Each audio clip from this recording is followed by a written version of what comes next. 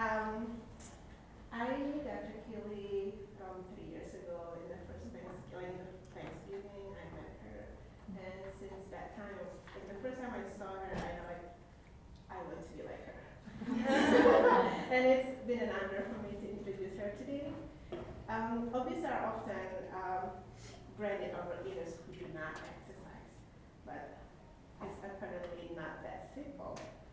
Given the complexity of the obesity, our guest speaker today believes it is important to incorporate multiple disciplines and expertise in obesity prevention and treatment program.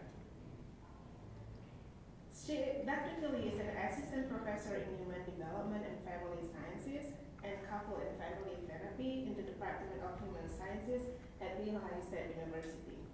She graduated with her doctorate in medical family therapy in 2010 and completed a postdoctoral research fellowship at Research Triangle Institute International, RTI, in an obesity signature program.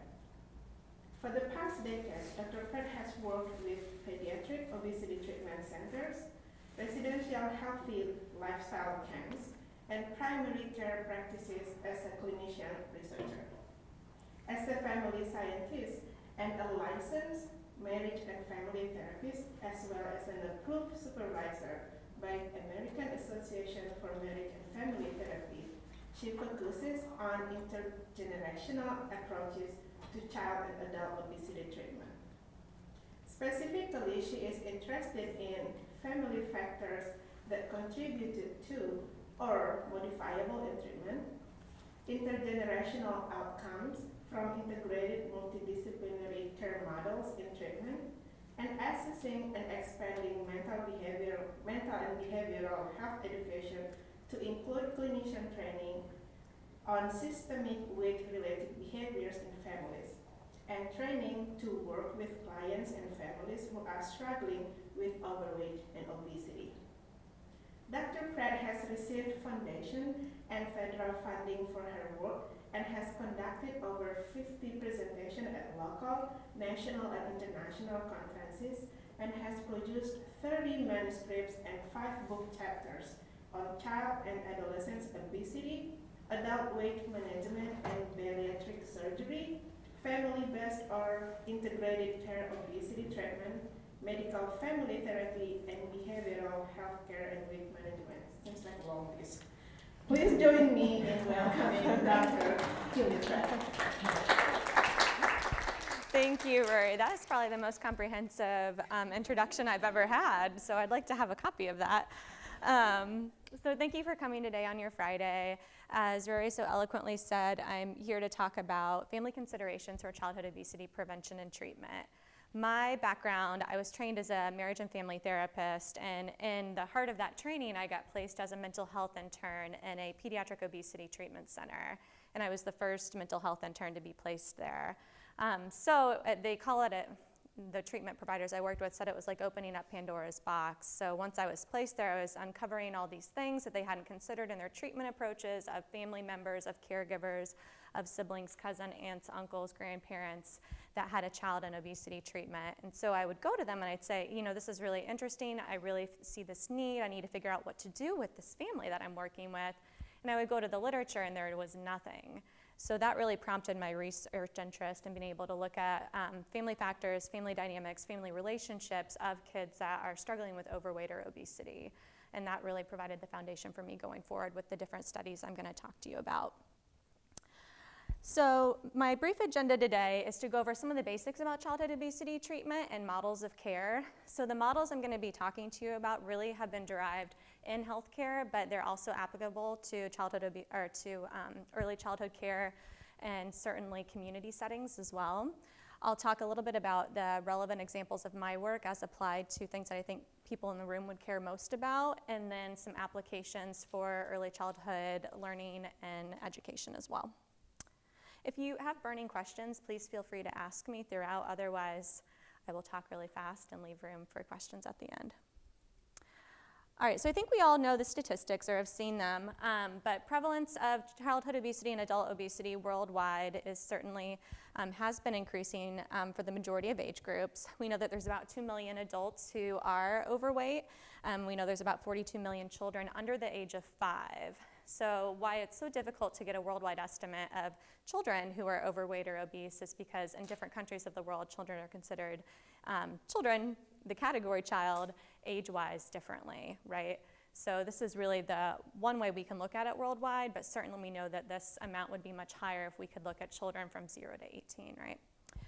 Nationally, we know that there's about 35% of adults that are obese, and what I really want to point out here, because of the family influence, is that the class 3 type of obesity, severe obesity, is increasing. So although we see that some rates, particularly within younger children of obesity, are leveling off or decreasing, the class 3 severe obesity in adults is increasing. So that's important to point out.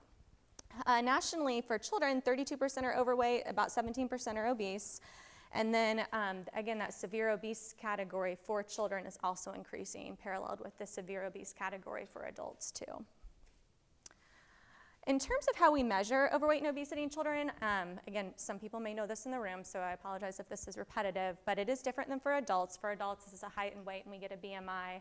For children, we need to look at their height and weight and then age-adjusted and gender-adjusted charts that are appropriate for their growth, right? Because children are growing taller, so we can't look at raw BMI.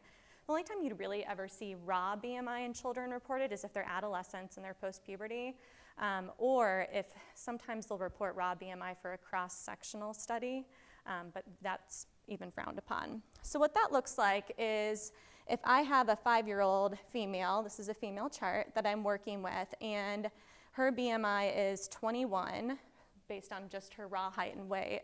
If I go straight up, she's going to be above the 97th percentile or right about the 97th percentile, which would make her in the severely obese category, although clinically we wouldn't say severely obese, right? I don't know why this is advancing automatically. Here we go. So in addition to thinking about BMI and how we measure actual overweight or obesity in children, another important thing to think about, perhaps more important, is how children and adults view their weight status and their perceptions of BMI.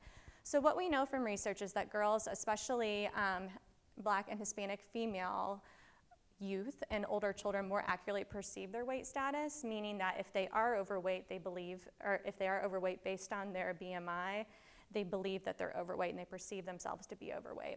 When it gets a little bit trickier is male children and ethnic minority families from lower income households have more discordant weight perceptions, meaning that when they are a overweight status, they believe they are a healthy weight status. That's the direction that always goes in. Or if they are an obese weight status, they believe they are an overweight or a healthy weight status. And in a recent meta-analysis, well, the most recent meta-analysis that we have on the topic, half of parents underestimated their child's overweight and obese status, meaning that they believed that their child was a healthy weight when their child, or underweight actually, when their child was overweight or obese. So again, the perception is really important to think about when we're talking about the actual measurement of weight status.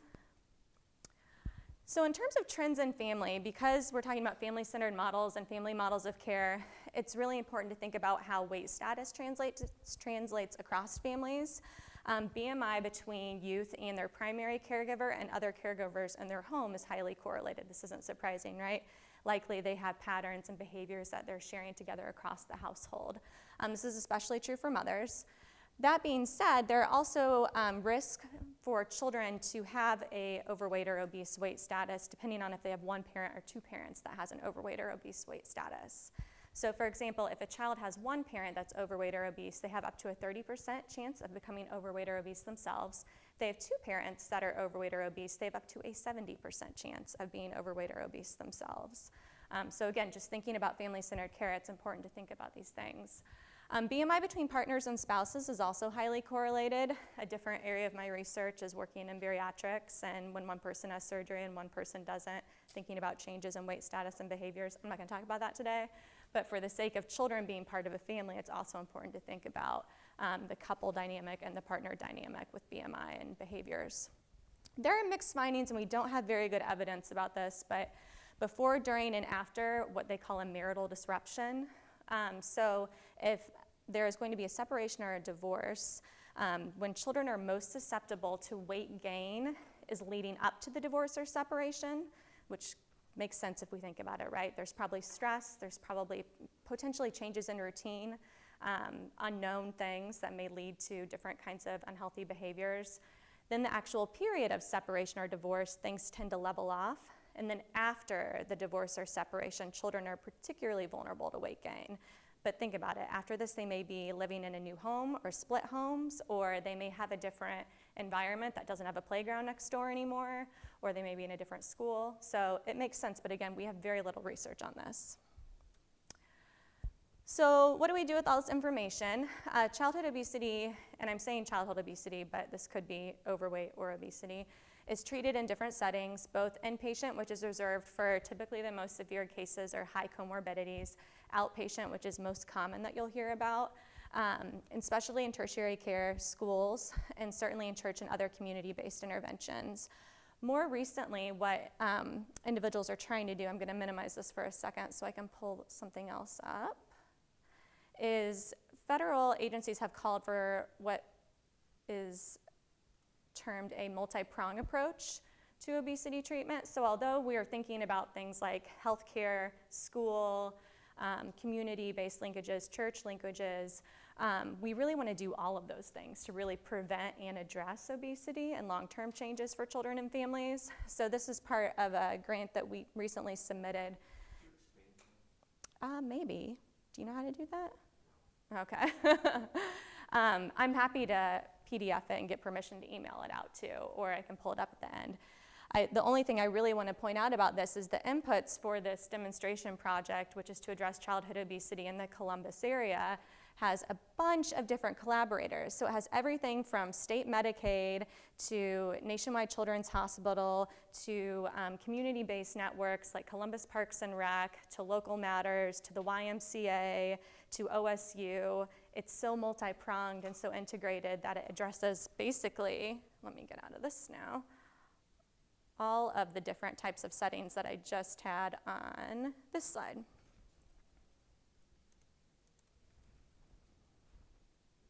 So both outpatient, schools, church, and other community interventions. So that's really where things are headed. It's really hard to do that. That's the hardest grant I've ever been a part of writing, and certainly they're very competitive to get.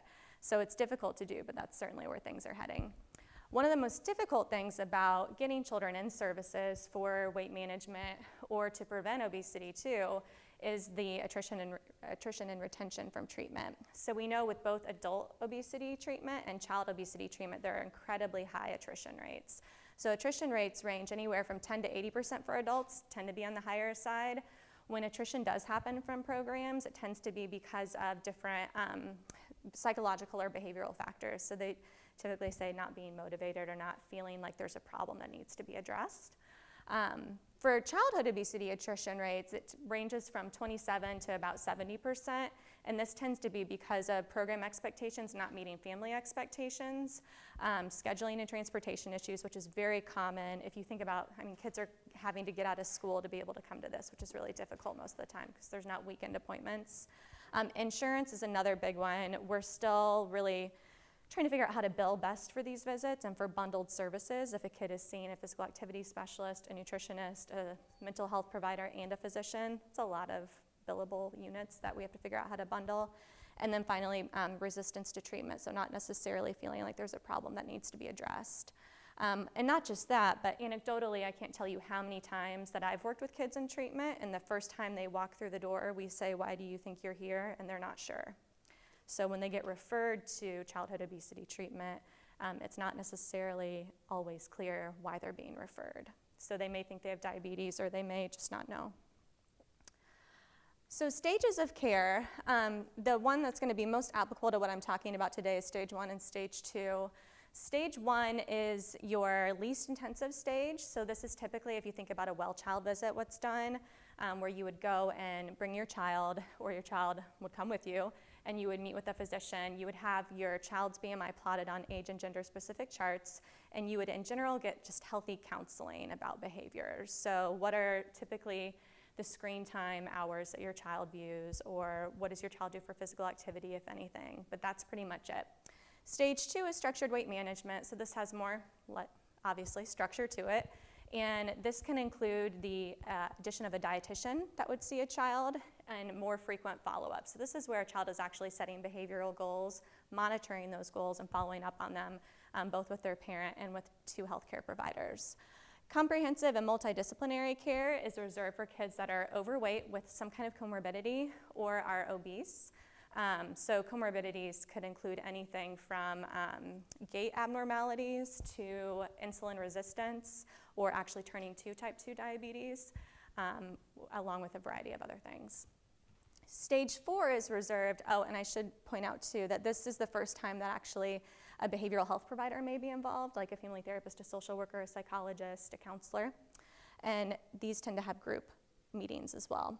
The last stage is reserved for kids that would have to lose weight quickly for health reasons. For example, I worked with a girl who had leukemia who had to lose weight very quickly to be able to receive treatment effectively. But that's not always the case. It could be for surgical approaches for teenagers. Nationwide Children's Hospital has the first accredited adolescent weight loss surgery program in the country. So that just happened recently. Or very low calorie diets that may be done. I know Jen is working on one of those studies right now over at Nationwide. So in terms of what we actually do with children when they come in for a visit, a lot of people in the room are developmentalists, so you're not going to focus on a 2-year-old the same way you would an 18-year-old. So with younger children, the focus of your encounter tends to be the parent. With school-age children, it's about equal, and then with teenagers, it tends to be more focused on the teen while ensuring that the household is appropriate and ready for behavior change. So making sure there is a physical activity environment that the child can participate in, making sure the food that's coming into the house is healthy, that they have healthy options to pick from. This is a little bit dated, but it's still used quite a bit in at least my world, where you have, to talk about all the things, factors briefly that I've mentioned or will mention, child weight status is at the center here, and around that you have child risk, like their own physical activity, their own dietary behaviors, and then genetically what they may be susceptible to. Around that you have your traditional family and parenting dynamics that you would think about. So parenting style, parenting feeding practices, parents' own behaviors, as well as screen time, those kinds of things. And outside of that, you have your community factors. So the built environment, availability of parks, availability of healthy play spaces, availability of healthy foods, school education programs, different things like that. So how families are included, there's 3 main types, and they're not mutually exclusive, so I should say that. Family-based is what you hear most commonly. Family-based is very basic, and it means just one parent and one child are included in intervention or treatment. Family-focused tends to be a little bit more hierarchical, so this is where you may have like an educator or a physician that says, do this, tell me how you do, and come back and report to me, which is totally fine, but different, right? Family-centered is more of a partnership between a provider and the family, so they're working together. So there are 2 different types of approaches. So you can be family-based and family-focused, or family-based and family-centered. You can't be family-centered and family-focused. Is there one that is more effective, like in your experience, or Yeah. Is there one that's more, well, family-based is the gold standard, right? So you want to engage at least one adult and one child.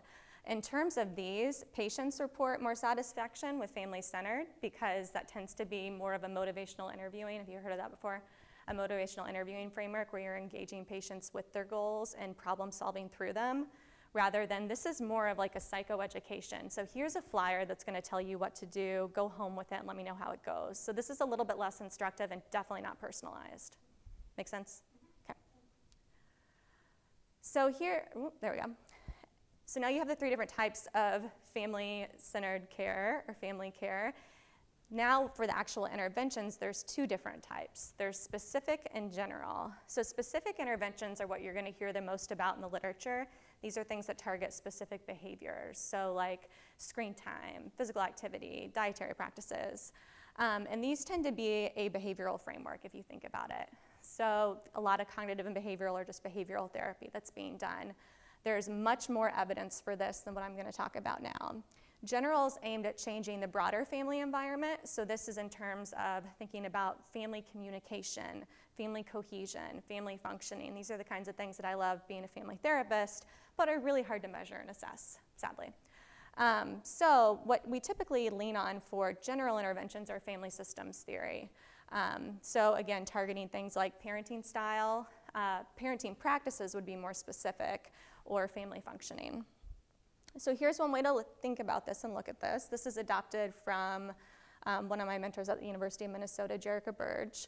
So you can see in the family functioning domain, the kinds of things that we're looking at from a family systems perspective for childhood obesity are family functioning, emotional closeness, family weight teasing and talk, availability of healthy food in the household, resources for physical activity around the household, and family meal frequency. So those are those larger areas that we hope to intervene on. In the parental area, we're thinking about parenting style, parenting practices, co-parenting, parental perceptions, and personal behaviors of the parents. Within the sibling domain, we're thinking about weight talk and weight teasing, and older sibling modeling healthful behaviors to younger siblings. And then with actual identified patient or child, we're thinking about their weight status, their own physical behaviors, and any weight-controlled behaviors that are unhealthy too, because you want to be aware of adverse outcomes. All right, so what we know from involving in the family is that involving family versus not involving family, there's much better outcomes for children. It provides more sustainable change over time for diet and physical activity, as well as weight status maintenance. The gold standard that's really been proving this over time is Lynn Epstein, and so he's really looked at 5, 10, 15-year outcomes of kids that have had family-based behavioral treatment for their obesity status. So this is 5-year, but it's gone much past that at this point. So what we've seen from that is, in addition to leveling or maintenance of weight, we've also seen improvements in quality of life, which is a measure of physical, emotional, social, and school functioning, or for adults it can be occupational functioning. We've seen increases in that and decreases in adolescent depression and reductions in sedentary behavior over time. So these are the things that we've really seen for up to 10 years, 5 years down the road, that have really been able to sustain change. What's interesting is there's only a couple systematic reviews that have been done for family-based childhood obesity treatment models, and one of them compared parent only to parent and child. So of course I'm rooting for like the parent-child groups to do better than the parent only. However, very few amounts of RCTs were included, only 4, but parent only and parent-child had the same results essentially. So there weren't significant differences between the two groups. And I should say that there were not great outcomes anyway, so in terms of child weight loss. Family-based model, another systematic review compared family-based behavioral interventions and family systems interventions and looked at the differences between those two. The majority of them were family-based behavioral, so there were very few family systems interventions, and overall family-based behavioral had much better evidence. However, I believe out of the 15, only 4 were family systems, so there was a lot of implications, meaning that we really need to describe these overall family processes better for these families to figure out what to target in intervention long term. So for parent influence, the kinds of things that we know are true right now and we're learning more about, or we continue to learn more about, is restricting the actual parental behavior of restricting food has really damaging outcomes for kids long term. However, it is associated with lower screen time use. Think what you want about that. So restricting and highly monitoring food is associated with eating in the absence of hunger, also sneaking food, unhealthy eating behaviors. Responsive and nurturance from parents is associated with higher child fruit and vegetable intake. So we see when children believe their parents are more responsive and nurturing, they eat more fruits and vegetables. Permissive or uninvolved parents or parenting is associated with lower fruit and vegetable intake and also higher likelihood of being overweight or obese down the road. With parenting style specific, authoritative is obviously the parenting style that we're most excited about and we know is most healthy for children. So authoritative parenting predicted lower BMI in adolescent sons and daughters. Fathers with permissive parenting BMI, or permissive parenting had preschoolers with a higher BMI. And positive associations between both maternal and paternal authoritative parenting style and family meal frequency has been shown. So overall, this is the most conclusive evidence that we have about parenting practices and parenting styles. But you can imagine how age would influence this. We don't have a lot of information on ethnic minority families or how SES factors into that too. So this is kind of it right now. For family functioning, again, very few studies. The one I'm citing at the bottom is the most up-to-date one that we have, is that higher family functioning has been associated with lower BMI for adolescents, higher dietary or healthy dietary intake, and less sedentary behavior and more physical activity, specifically for boys. One thing that we're also learning more about is family weight talk. So when we think about weight talk, we want to generally talk about how a child feels about their body, how their body's working, and their behaviors. We don't want to comment on a child's shape, size, or weight. We know that doing those kinds of things are unhealthy. However, if we talk about behaviors, patterns, how their body feels, that can actually have positive outcomes for them. So when parents engaged in weight conversations about weight, shape, or size, adolescents had a higher BMI and more disordered eating behaviors that developed over time. However, with healthy eating and physical activity conversations, they had a lower BMI over time and fewer disordered eating behaviors. So one thing as educators in classrooms, and certainly in school health programs and whatnot, making sure we're using the right language is important in terminology. So in terms of the research that I've done, this one has less application for educational settings, but I want to go through it because it's really a foundation for what I'm going to talk about. I should say that I do have permission to use all the pictures that are included in here. They are from actual interventions or programs that I've been a part of, and the reason I choose to use pictures instead of cartoons or other things are a lot of times, is anybody familiar with the Rudd Food Institute in the room at all? So the Rudd Food Institute came out with something a couple of years ago that was guidance for individuals who are presenting on obesity, childhood obesity or adult obesity, and using imaging in your presentations. There's a lot of imaging that's used that's not healthy. Like, for example, we don't need to see a picture of a kid eating a Big Mac. So we want to make sure and engage, if we have pictures of children who are overweight or obese, that they are engaging in healthy activities and to show in a positive light rather than a light that further pathologizes the issue. And there's actually something you can download online that tells you exactly parameters around using images in your presentations. So this specific study that I'm going to talk to you about is a study that we followed kids over 2 years who initiated into treatment. We followed them for up to 3 time points, kids and their parents.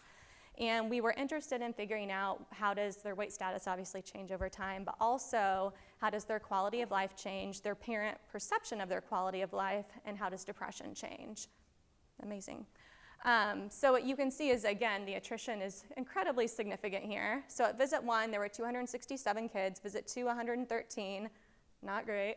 Visit 3, 48. You can see the majority of our participants were Black, African American, and were obese or severely obese. So what we found is for quality of life, so what this is every line is a patient trajectory, every dot is a patient encounter. So this is one patient who had baseline and a second follow-up. This is the fitted mean of the entire group. And so what we saw for every day, here's quality of life, and here's days that from baseline to when the study ended. For every day that they continued in the study, so in treatment, I should say, their quality of life increased by 0.034 points on average. Very small. However, statistically significant and very meaningful for healthcare providers, which is hard to believe, but it is. Let me go back here for a second. You can see, though, the great variability in this and how sparse this data is. So this kid had a second visit like over a year later, right? And this kid had a second visit at day 50. So just can I just clarify? So if they're in the study, they're still in treatment? They're still in treatment, same thing. Yep, exactly. Yep, you got it. So this is quality of life. I should also say I don't have a chart for parent perception of child quality of life. Same trajectory. So again, parent perception of child quality of life over treatment also improved. For BMI, and again, this is BMI Z-score. So this looks like a table, right? So really flat, really steady.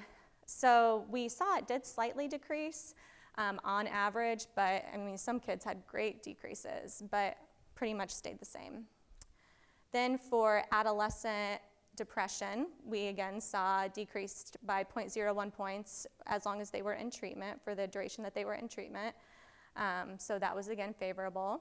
And we also saw that parental depression decreased, not at the same rate as adolescent depression, But what was interesting is, after finding this, I went back to the folks I worked with in healthcare and I said, this is great, their quality of life is improving, their depression's improving, parent perception of quality of life is improving, depression's improving, and they are not happy at all because weight status did not improve.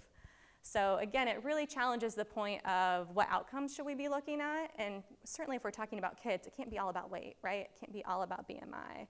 So this study really, and this also didn't capture anything about the family, anything about what was going on in the home. So it led to a lot more questions than what we had answers for, and a lot more research studies that had to be done.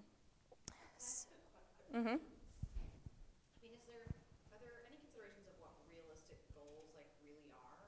Mm-hmm. Are you trying to take overweight kids and get them not overweight, or are you trying to prevent them from becoming obese? Do you know what I mean? Right. So is in some sense Depends on their age too, yeah. Mm-hmm. Yeah, so As a positive, if absolutely. some kids are at risk for eventually becoming Yeah, obese, so you have to first decrease rate of weight gain, right? So if you're gaining, you've got to slow down the gain, level, and then decrease. So thank you for pointing that out. So, I mean, it is a process. Nobody gains and then loses, right? There's some kind of a point. I don't know those people, but it's really challenging. This is still advancing. So yeah, so level findings aren't horrible, but they also aren't as encouraging as the other findings that we had. It'd be interesting if we had earlier data on them, you could really Yeah. Because if they were increasing, Right. that would be, Yeah, and we don't, and also they're growing into their age or their height at this point too. So if you're working with an 8-year-old and this kid's gonna grow another foot, right? The goal is to keep BMI steady because they're gonna grow in. Yeah, yeah. And you saw the average age was about 11, so. Yep. So with the same data collection, we also collected some qualitative data, and we asked them very broadly to talk about their top 3 strengths and concerns. And we wanted it to be very broad on purpose because we didn't necessarily want it to be weight related. So what you're seeing here are child strengths. We asked both child and parent independently or caregiver independently. So at the top of their list, second was school. So in terms of school, making good grades, being able to read, taking college classes, being able to get into college, school was definitely a strength for children. You can also see that, obviously I highlighted the things that are important to me, not the things that were significant. Friends and peers and family were also noted as strengths. So being able to have good friendships, my mother being happy for me, those kinds of things. For child concerns, school was also again, second on the list. So worrying, opposite of what I just said, worrying about getting into college and not doing well in school. And for family, their parents' marriage, fighting with brothers and sisters, those kinds of things. The saddest category to me was definitely the future. A lot of kids worried what would happen to them, especially if they had a comorbidity like type 2 diabetes or fatty liver disease. Their longevity was in question even at as young as 10. For caregiver strengths, so caregiver strengths could be about the caregiver or the child. It was left open-ended. School was also a noted strength for caregivers, being very proud of what their kids are doing in school. For family, they also had strengths of having good family and family relationships. For concerns, school didn't make this list, or at least the most significant that we found, but we did see that family dynamics did, and being concerned about separation, being concerned about taking care of everybody. There was quite a few extended families in the sample, so that was part of it too. So overall from this, one thing that we took away as a treatment team is that school was a strength and a concern for kids, and it was a strength for parents. So it was something that we actually incorporated into our clinical encounter now to ask about what was going well in school and how did they make sense out of that going well, to see if we could apply that to physical activity and dietary changes, which has been really helpful anecdotally. Again, we're not measuring that, but it's been useful for us. Same with parents too. The other thing that we thought was interesting is we found a lot of positive things that were said about personal characteristics, like she is a good leader, or he has a good heart. Things like that. So we started asking more about personality and those kinds of features in our encounters too, to think, okay, you're a good leader. How can you apply that to dietary and physical activity change? So really tried to figure out how to expand our clinical encounter. So some other things that have been community-based. So that was the treatment stuff I'm gonna talk to you about. The other stuff I'm gonna zoom through. So this is a study that we did in partner. Jen, raise your hand. Way to go, Jen. And Liz also helped with this.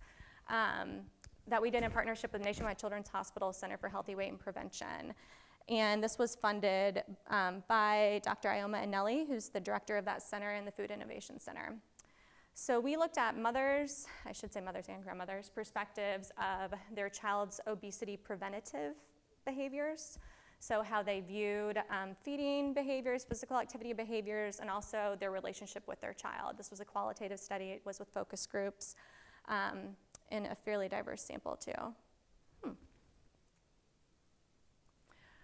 The background for the study was the feeding dynamics approach, which was developed by Ellen Satter. I don't know if anybody's heard of Ellen Satter. She's sort of like a holy person to me. So Ellen Satter is a dietitian by training, but she is also a mental health provider. So she's a family therapist. She's a social worker who is trained as a family therapist.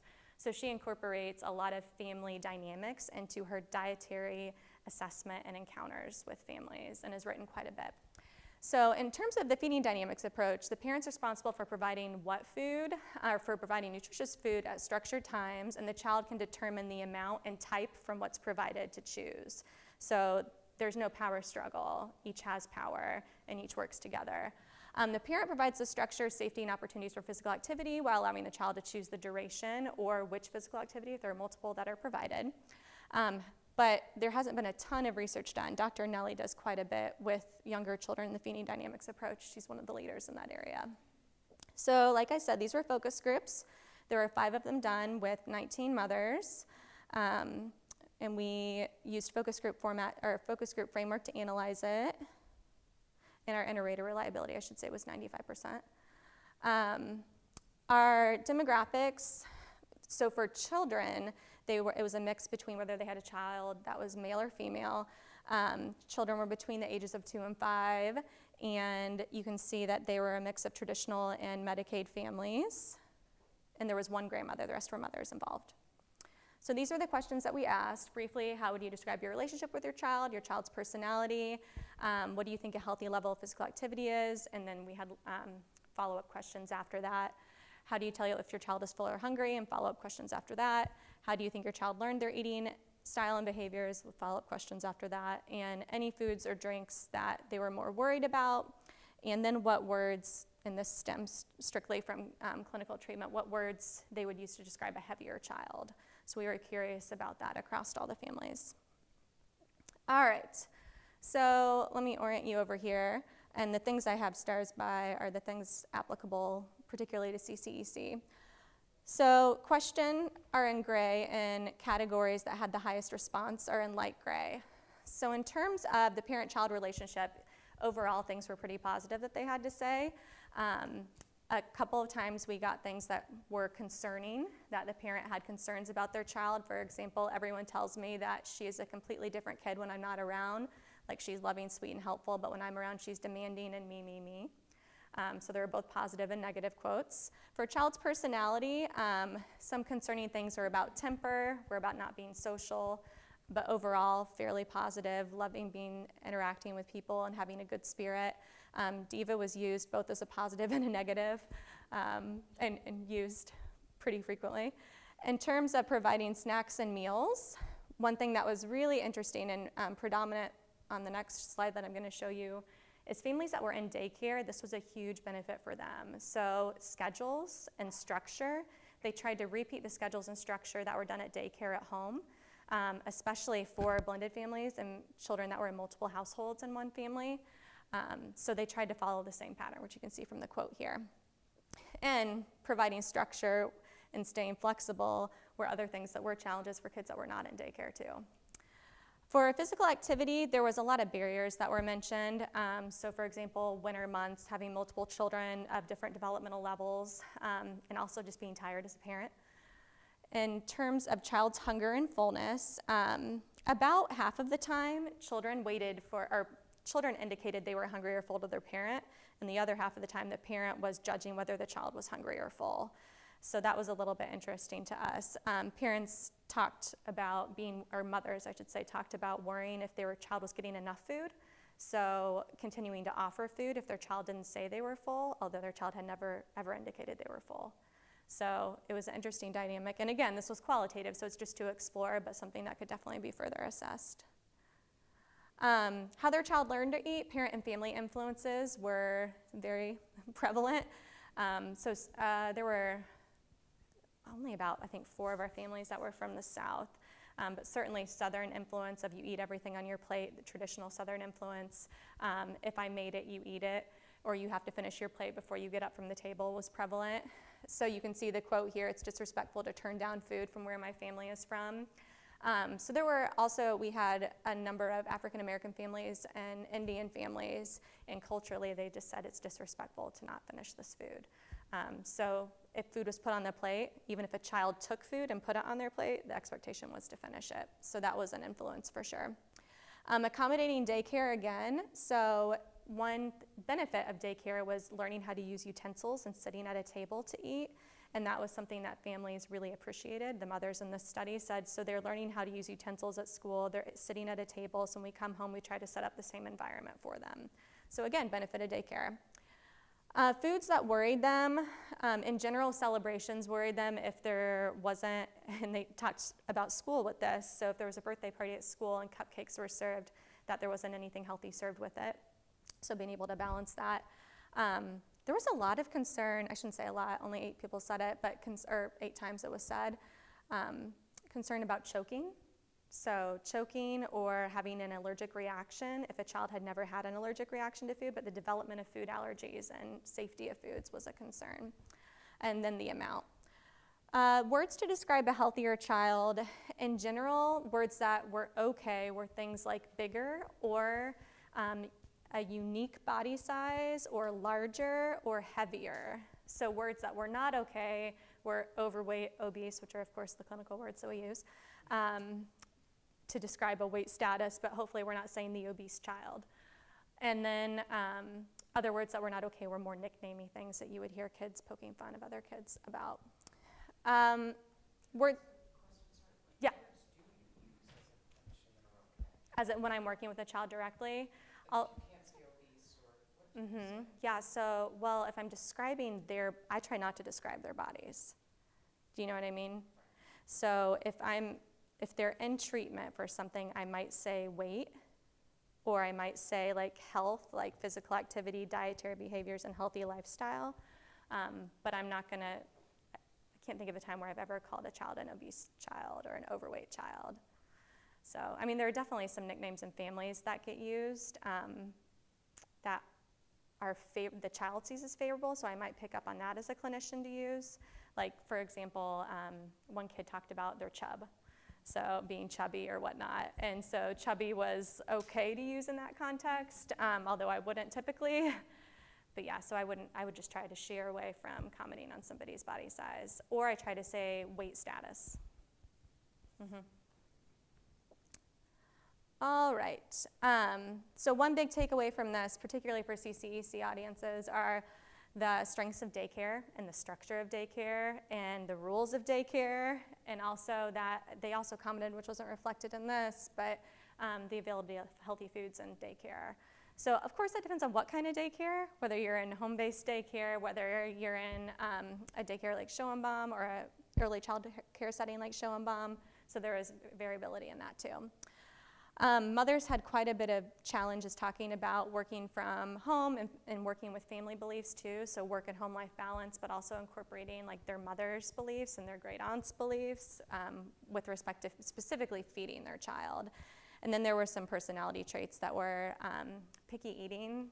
So anecdotally, the mothers talked about picky eaters also being difficult children, and because we didn't measure picky eating and what a difficult child is, it's an interesting combination to try to figure out, but I can't say more about that other than we need to learn more about that. So is it the picky eating that makes the child difficult, or is it a difficult personality that leads to picky eating? Who knows?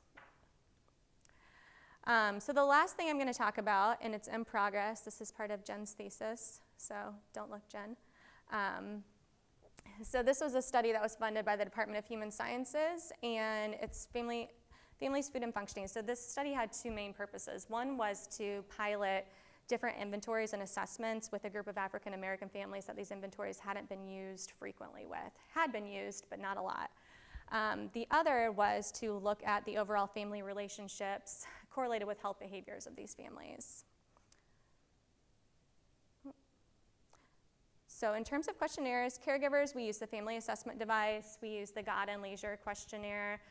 We also assessed fruit and vegetables, the caregivers' perceptions of their child's fruit and vegetable intake. We had basic demographics. For children, we had emotional responsiveness and psychological autonomy for their parenting style, or for parenting practices, I should say, and we had parental support for physical activity and fruit and vegetable questionnaire. Demographically, our kids were a pretty even mix between underweight and healthy weight and overweight and obese. So you can see there were 27 that were overweight or obese, and there were 26 that were underweight or healthy weight. The underweight kids were barely underweight, so they could be seen in the same category almost. For caregivers, the majority were mothers that filled out the survey. They either filled out the survey in person or it was moderated over the phone by Jen or Liz or Katie. And you can see for parents, the majority of them were overweight or obese. All right, so similarly to almost every study that's been published on children and caregiver BMI, their BMI or weight status was highly correlated. This wasn't surprising. The caregiver's BMI was also highly correlated with parental support. So the more parental support for physical activity, the less parental support for physical activity, the higher the parent's BMI. Child age, so the older children also ate more fruits and vegetables. And the primary caregiver and child reports of fruit and vegetable consumption were highly correlated, which was good because parents perceived their children as children perceive themselves to be eating fruits and vegetables. This is child weight status. So we looked at differences between healthy weight and overweight and obese kids and on the family assessment device. The family assessment device has a few subscales. So problem solving in the family, communication in the family, knowing roles, everybody knowing their roles and responsibilities in the family, responsiveness of family members, how involved family members are with each other, behavioral control, and general functioning. So it has a lot of subscales. Let me come over here for a second. So here we have our subscales. This is a cutoff score. So if you're at the cutoff score or above, it indicates unhealthy functioning, which is sort of counterintuitive. Here's our healthy weight and our overweight and obese categories. So anything in green is good. So you're below that cutoff, meaning it's healthy functioning. Anything in red is unhealthy functioning or bordering on unhealthy functioning. And so one thing that's overall good about this is despite child weight status, whether they were healthy weight or overweight or obese, generally this was a pretty healthy sample in terms of family functioning. So high scores on family functioning. It really didn't matter if these kids were overweight or obese based on how their scores were. So you can see here the healthy weight for roles was more impaired than the overweight or obese kids. Down here, overweight or obese kids had more impairment and involvement than the healthy weight kids. But again, nothing was significant over here. So we did the same thing for caregivers' weight status. Again, there's a lot of green. So they're below that cutoff score, which is great, except for on effective involvement, which again, healthy weight was actually more impaired than overweight or obese. So overall, I was working with one of my students, Katie, on this, and she said, this is horrible, right? There are no significant findings.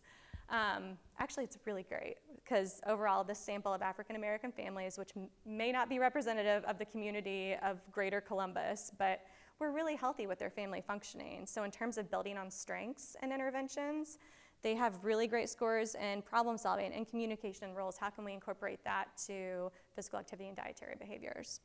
So I was actually really encouraged by this. So we looked a little bit further, of course, because we wanted to explore more. And so we looked based on caregivers' employment status. This is the primary caregivers' employment status. And here we found some significant differences where you can see where the roles were. If caregivers were unemployed, there was more impairment in family roles. If caregivers were unemployed, there was more impairment with involvement. There were reports of involvement in the family. Again, there's not a lot of meaning that we can make out of that, but it's there. We also looked at child insurance status, whether they had private or government insurance. And so with this, we saw that there were significant differences. This was the one that we did find a lot of significant differences on. But again, they're pretty healthy scores. And overall, having private insurance had higher functioning than government insurance, except for on one scale. which I am not looking at right now. But yeah, just one. The rest of them having government insurance, you had more impairment in family functioning across the board. Other findings that we found is caregivers in our sample were more likely to report concern about their child's weight status if the child was overweight or obese, so they were perceptive to that. So they were worried about their child's weight if their child, based on BMI, was overweight or obese. So that was good. Caregivers receiving government-assisted insurance reported higher levels of pressuring their children to eat. We thought that was a really interesting finding and one we want to find out more. And you can certainly hypothesize about that, but there may be less food in the home available, so the food that is a home, there's pressure to eat that food, which would make a lot of sense, but we didn't measure that directly. So again, that's one finding that we would love to learn more about.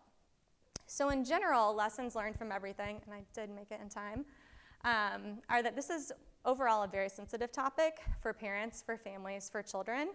And a lot of times when you're talking with parents of young children or parents of kids that are in treatment, there's a lot of guilt associated with the fact that their child is in treatment. So it's something that really should be treated cautiously with clinical interventions. Communication around health is really essential, health behaviors, but we want to make sure that we're not producing negative effects for kids long term. So things like talking about actual weight, body size, shape, those can be damaging, and we've seen that. So we try to stick with health behaviors rather than body shape. The more support figures for children, the better. We don't have research that really captures if we have a school teacher, if we have a counselor, if we have a pediatrician, if we have a church leader that are all supporting a kid with weight loss or weight management. But we certainly believe collaborative approaches and these multi-pronged approaches that are increasing in popularity federally will produce better effects for these kids. So the more support figures and helping a kid be healthy and the more consistency with those messages, we think the better. Regardless of youth age, family is important. So some other research I've done that I didn't talk about here is with adolescents and asking them how they want their families involved in treatment. And you would think adolescents would be like, ew, no, I don't want them. They want them. And I think it's very unfair if they're working on health and their family members aren't. So regardless of whether we're talking about a 2-year-old or a 17-year-old, family's important and we need to assess it better. And then, like I said before, these multi-pronged approaches, including school, childcare, Head Start, as well as healthcare, are increasing and gaining popularity, thankfully. All right. So with that, I'm right at the buzzer, but I'm happy to entertain any questions. So in your studies, when you're doing the intervention that involves a parent and the focus is on the child's weight loss, have you noticed any impact on the parents eating or weight? You or said is that when- not been studied? When the focus So is when on the you're doing parent? the parent-child dyad, Yeah. has there been any residual impact Oh, on the yeah, parent? absolutely. So I didn't talk much about that, but certainly, so if we're focusing on the parent-child dyad, and even if child weight status change is the primary outcome, a lot of studies will report secondary outcomes with parent changes. Often it's not the primary outcome, right, because they're Right. targeting child weight status or health behavior change. But secondary outcomes with parent changes, like every grant I've ever written has secondary outcomes with parent changes included. So we're definitely seeing that. Most commonly it's with dietary changes because what they're bringing in the house to feed their kids, they're also eating, Right. less so with physical activity. But it's also been less assessed with physical activity. I have 2 questions. First, in an early slide, you mentioned the fact that parents, in particular mothers, had a tendency to underestimate the weight of the child. And I was wondering if you held constant for the weight of the mother, whether she was overweight or obese or whatever. Oh, with that, like the background slide that we Yeah. were talking about? So I am not sure because that was a meta-analysis that I reported on, and I don't recall off the top of my head. In studies that I've done, we always assess parental weight when we can, because sometimes parents don't want to give their weight, and we can't make them, obviously. And so generally we find that if they're concerned about their own weight, they tend to be concerned about their child's weight. But if they have no concern about their weight and they are overweight, they're not concerned about their child's overweight, Okay, which makes sense. my other question, which comes from just the general topic, a topic that I'm concerned about, that you don't directly, but I would love any insight you have. Sure. And that is with respect to particularly girls, issues of body image, Right. and in particular, because the opposite side, the one I'm more concerned about, is anorexia and eating disorders, Right. underweight girls in particular, or girls not feeling comfortable Yeah. with their body image. I mean, I guess girls, sports coaches who tell the girls they're fat or they need to lose weight or whatnot, and then the Right. reaction sometimes is that So severe one thing anorexia. people are measuring, I'm glad you brought that up. So one thing people are measuring now that they didn't measure early on in some of these earlier studies is the negative effects of talking about weight. Right. So that's why just now we're learning, which is sad, right? That talking about shape, size, weight isn't helpful and can actually have negative effects for disordered eating. So I actually work on the restrictive side and the overeating side.